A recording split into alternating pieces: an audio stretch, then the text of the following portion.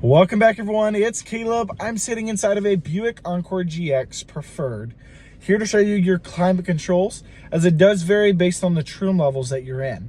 So let me go ahead and flip us around and hop right in. So moving over here, this Preferred is base. There's not really any options hardly on here, as you're missing your heated steering wheel, which would normally be there.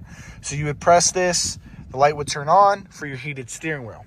Now you also are missing heated seats in this specific model, but your heated seat buttons will be over here. Now to really get into your climate control system, you have your heat and your cold.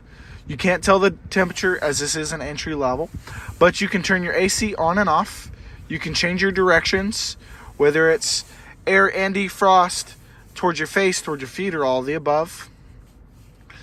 Now let's click those. Then you have your circulation, your max for the front, max defrost, and then you have your max defrost for the rear. And then here is your fan speed.